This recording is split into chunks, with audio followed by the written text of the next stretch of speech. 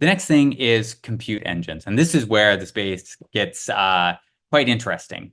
There are a lot of open source technologies. There are a lot of vendor technologies. The amount of adoption that we're seeing across the ecosystem for Iceberg is really incredible.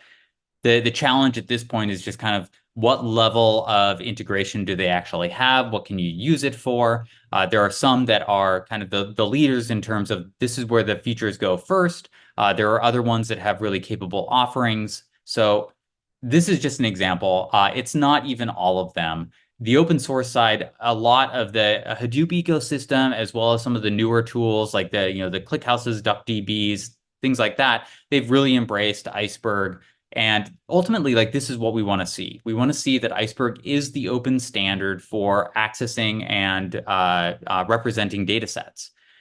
And on the vendor side, we're seeing similar things. A lot of big cloud providers, a lot of vendors, they're all recognizing the value of you owning your data in a format and bringing the compute to that data as opposed to shoveling your data into different compute engines.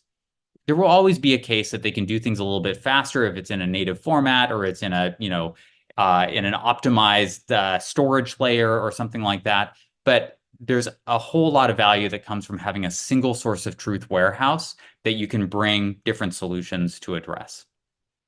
In terms of capabilities, I would say the two main ones that I would call out are going to be Spark and Trino. And this is because Spark is often the reference implementation for new features that we add to Iceberg. It's got a lot of flexibility. We have a lot of ability to kind of inject SQL and DDL and add procedures, things that you need to work with Iceberg tables. We'll talk about a few of those later, but it is, typically where features arrive first. Trino is a very, very close second. They have a lot of great features for Iceberg. The main difference being that they take a more opinionated approach to what they actually allow in Trino, and that is actually pretty helpful. They've got a limited set of catalogs. They support REST catalog, and that kind of avoids some of the questions around, well, which catalog do I choose? And choosing a poor one. Trino will kind of steer you in a better direction in terms of what they've actually decided is a good approach for their project. And that still allows for a lot of interoperability and capability. Both of these have a good set of maintenance procedures. That's something that's actually pretty critical in order to operate a Iceberg-based warehouse.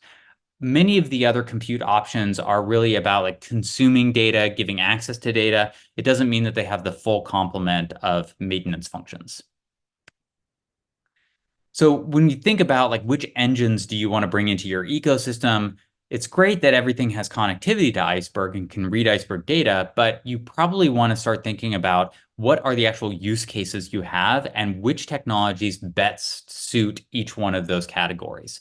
So, at Netflix, we largely focused on things like Spark for ETL, Trino for ad hoc, and then we had Druid for some of the like Viz and some streaming use cases for, analytic purposes and things like that. And then Flink for actual stream processing.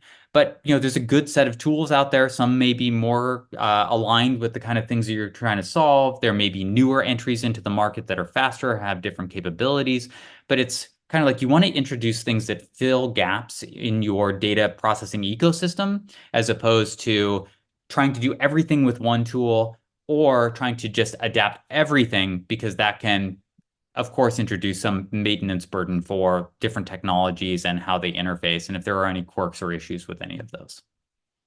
So the best practice here is focus on flexibility. This is a big part of what Iceberg actually brings to the table is you have the optionality to choose different compute engines, use different technologies for the thing that best suits those tasks.